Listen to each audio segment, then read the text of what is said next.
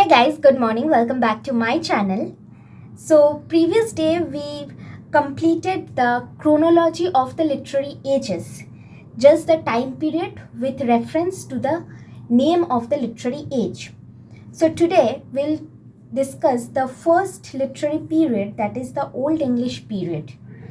This is also known as the Anglo-Saxon period.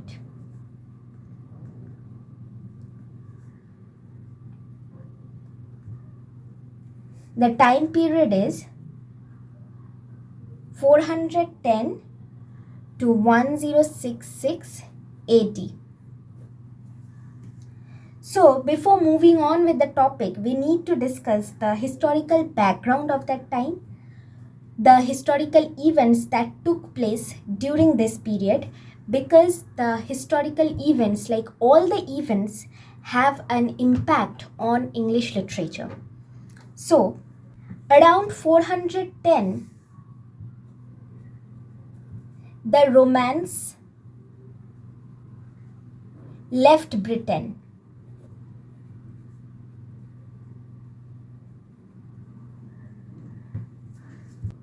And the departure of the Romans left the British population open to the inroads of the invaders from the north.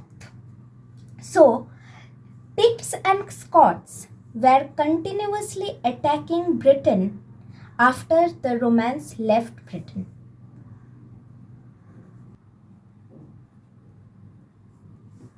So, Picts and Scots were continuously attacking Britain after the departure of the Romans.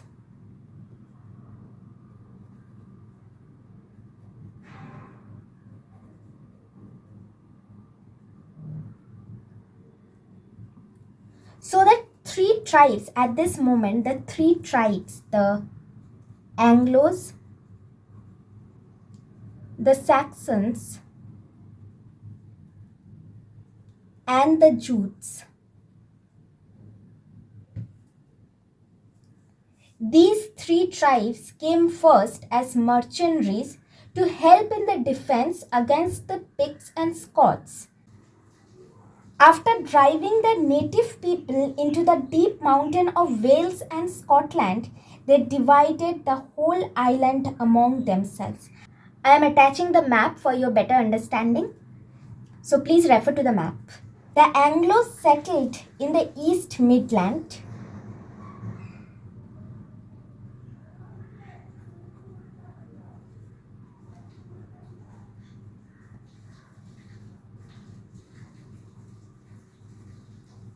And they built the kingdom of East Angles.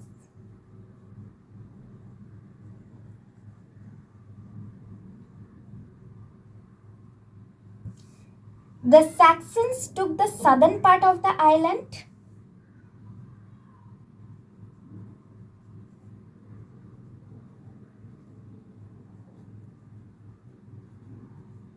And they set up some small kingdoms such as Wessex, Essex, and Sussex.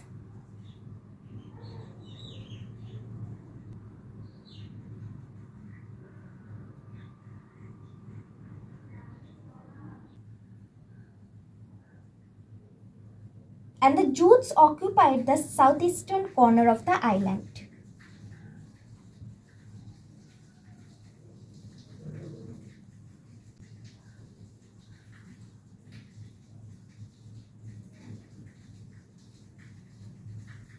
Gradually, 7 kingdoms arose in Britain in the 7th century.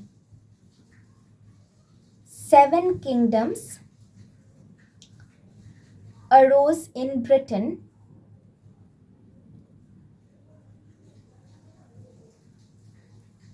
in the 7th century. These small kingdoms were combined into a united kingdom called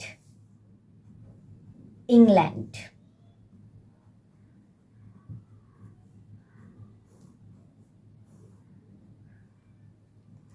The Anglos, the Saxons, and the Jutes, they were known as the Anglo-Saxons and the first Englishmen.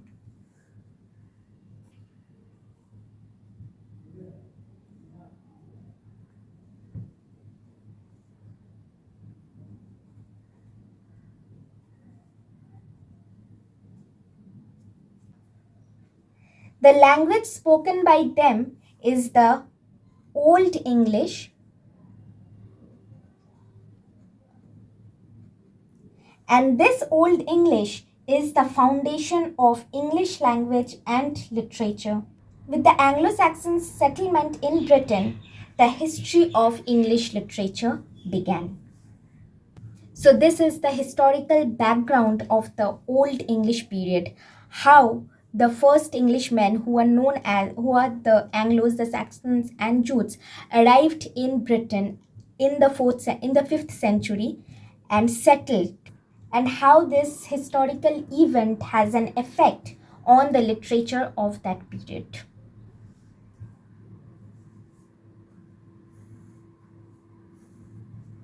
Now let's discuss the characteristics of the Anglo-Saxon literature. So, Anglo Saxon literature, all the Old English literature, was almost exclusively a verse literature in oral form. Verse literature in oral form.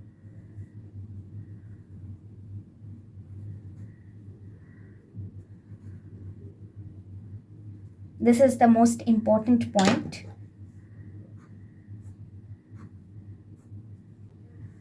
It could be passed down by word of mouth from generation to generation, and its creators, for most parts, were unknown. It's anonymous. And it was given a written form long after its composition. So, there are two groups of poetry of the Anglo-Saxon period. First is the pagan poetry,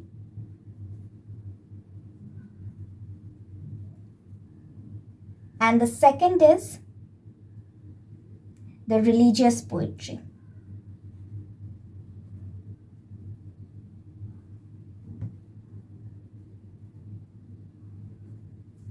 So, talking about pagan poetry, many of the poems of that period appear to have in them features which are associated with the pagan past.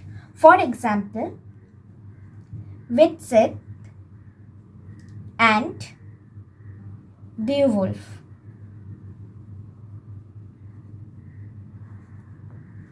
And as time progressed, the Christian ideas influenced the earlier pagan, and though the phraseology remains, it is impossible to refer to any of the surviving poetry as pagan poetry. The religious poetry was represented by the works of Caedmon and Cynewulf. Now let's talk about the manuscripts.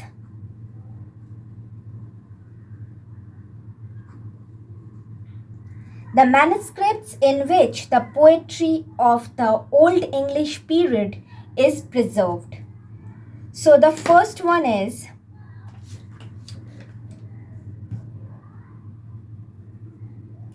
the Beowulf manuscript.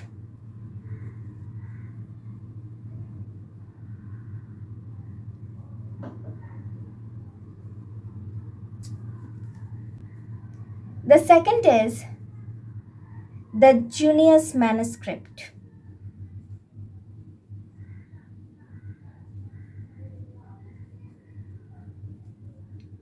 The third is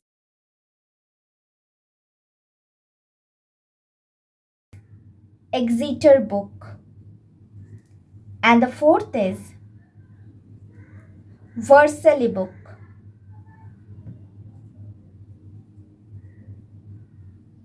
So, of all the Old English poets, only the names of Caedmon and Cynewulf have been preserved. Cynewulf signed his poems in runic letters at the end of 4 poems. Now let's discuss about the works of the Anglo-Saxon literature. So, the most important pagan epic is Beowulf. So now let's discuss about Beowulf.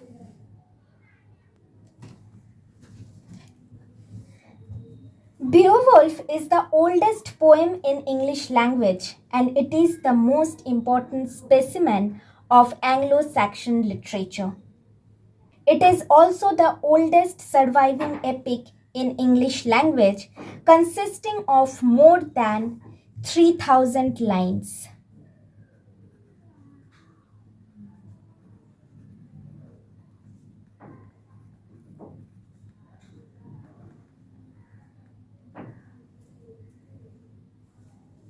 Since Old English literature is a verse literature in oral form, Beowulf had been passed from mouth to mouth for hundreds of years before it was written down in the 10th century.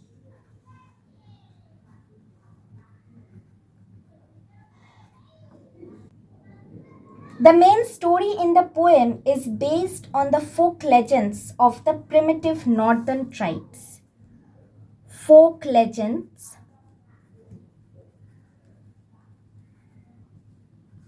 of the primitive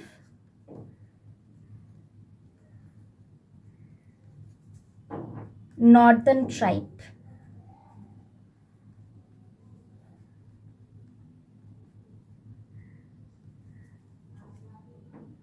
So, very quickly, I'll provide the synopsis of the epic Beowulf. So, there was the king of Danes, Hrothgar, who has built near the sea a mid hall called Heorot. It is the most splendid hall in the world, and every night the king and his thanes gather there to feast and enjoy the songs of his gleemen. But later on, misfortunes befall them. One night, after they have gone to sleep, a frightful monster named Grendel comes. He breaks into the hall, kills 30 of the sleeping warriors, carries off their bodies, and devours them under the sea. The appalling visit speedily repeats, and fear and dread reign in the great hall. The king's warriors fight at first, but they flee when they find that no weapon can hurt the monster. The splendid mid hall is left deserted and silent. For 12 winters, Grendel's horrible raids continued, and joy is changed into mourning among the Danes. Now comes the story of Beowulf, the legend. Beowulf is the nephew of Hygelac, the king of Geats who live in Jutland, that is Denmark. He is a great hero noted for his strength and bravery. So when he hears that Hrothgar, the good friend of his uncle, is in great trouble, he is determined to help him. Then he crosses the sea with 14 soldiers to rid Hrothgar of the monster. When they get there, they are given a feast of welcome in the hall and then they lie down in the hall for the night. At midnight, Grendel comes and kills one of Beowulf's soldiers. Beowulf has a hand to hand fight with him. Finally, he wrenches off one of the monster's arms and the monster flees to his den and dies. The next night, Grendel's mother descends upon the hall to avenge her son. She carries away the king's dearest friend. In the morning, Beowulf chases her into her lair and slays her with a sword. When he finds the corpse of Grendel, he cuts off his head and brings it back triumphantly. The Danes award him many treasures, and Beowulf returns to his uncle happily. So here ends the first part. Next, later on, Beowulf inherits the crown from his uncle and has reigned over his kingdom for around 50 years. He is a king loved and respected by his people, but a disaster befalls his kingdom. A fire spewing dragon begins to devastate the land of his kingdom. because he thinks that someone has stolen a golden cup from the monkey cave that he had guarded for around 300 years. Thus, the angry dragon is determined to punish the people of the kingdom. It spews fire to burn the land and kill the people. To save the people from the disaster, Beowulf chooses 12 warriors. With 11 chosen warriors, Beowulf goes to fight against the dragon.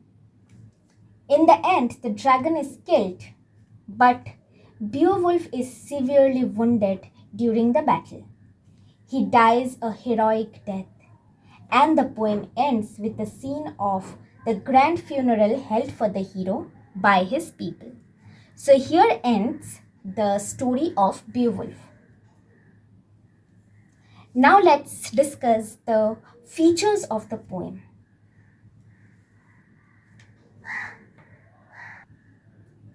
So the first feature is it's a pagan poetry.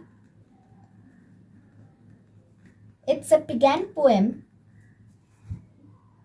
Although Christian flavor has been incorporated in it due to the monastery scribe who wrote it down, it is the product of an advanced pagan civilization.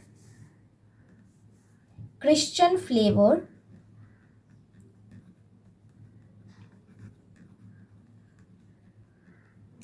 has been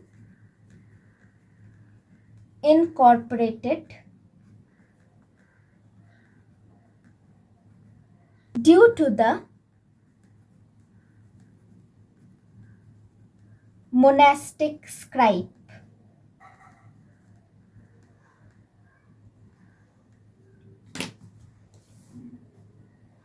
But it is a product of the pagan civilization as it portrays the picture of the tribal society of Europe.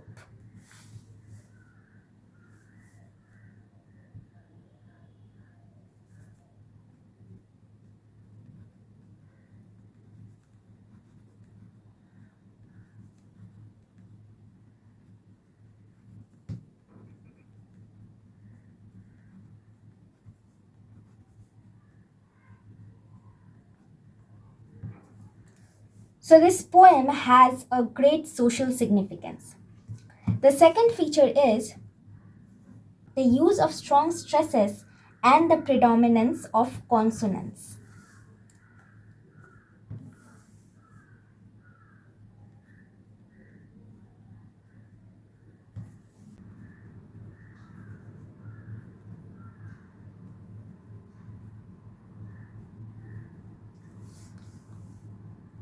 So, stresses and consonants are notable in the poetical lines.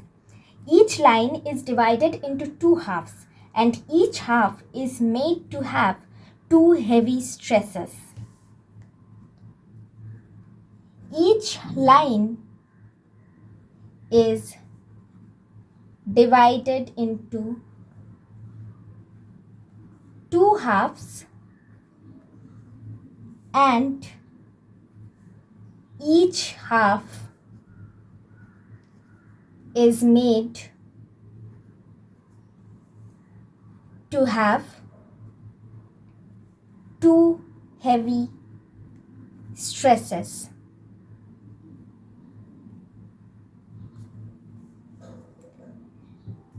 The next feature is the use of alliteration.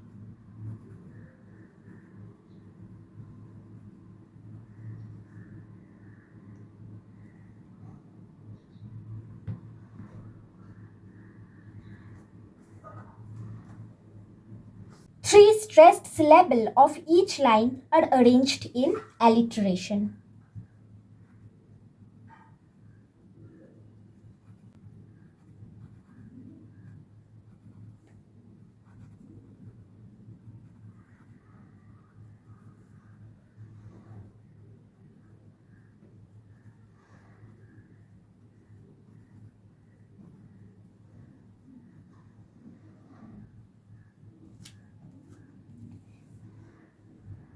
And the fourth one is the use of metaphors and understatements.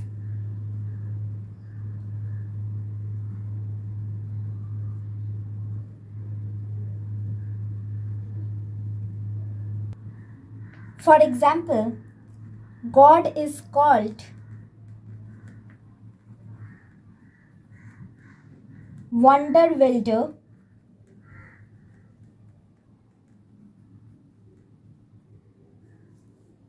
and monster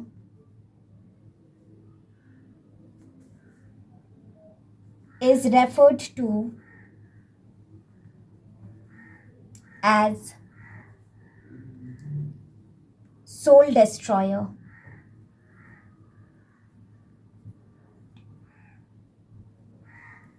So these are the features of Beowulf.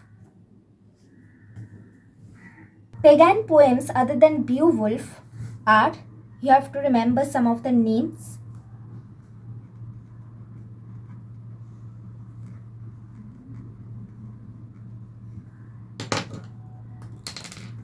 First is Witsit.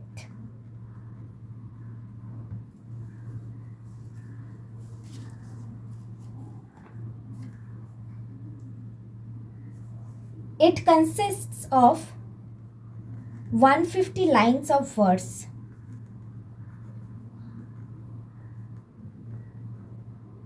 This is a poem in which a traveler, more imaginary than real, recounts the places and illustrious people he has visited. The next is Walder.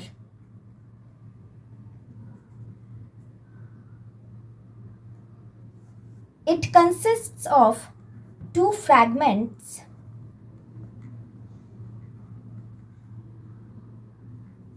and contains some 63 lines in all.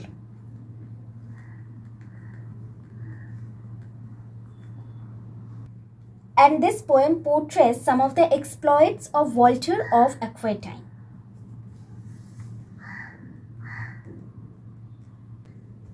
The next one is the Battle of Maldon.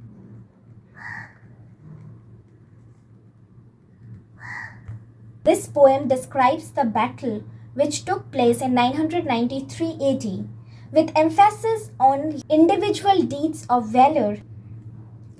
It is particularly outstanding for the sentiments expressed by the warriors. The next one is the Battle of Finnsburg.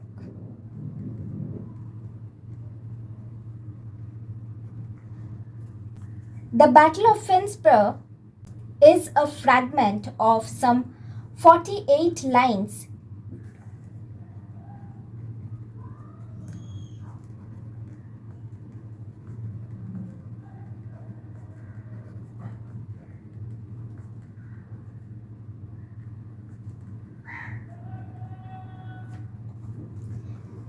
It is a fragment of 48 lines, finely told descriptions of the fighting at Finnsburg. Next is the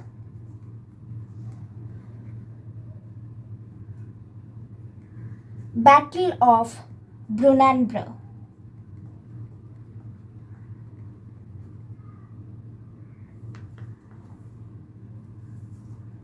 The Battle of Brunanburh is a spirited piece on the famous battle which took place in 937 AD. So these are the pagan poems. You have to remember the names. Apart from the pagan poems, there are some elegies which were relevant in the Old English period. Some of the names are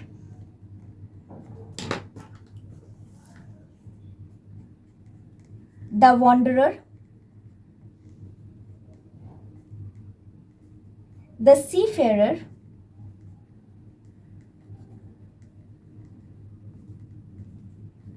Wife's Lament,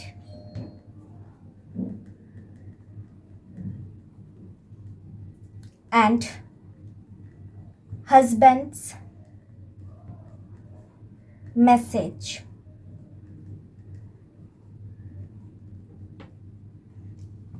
All these poems are there in the Exeter book.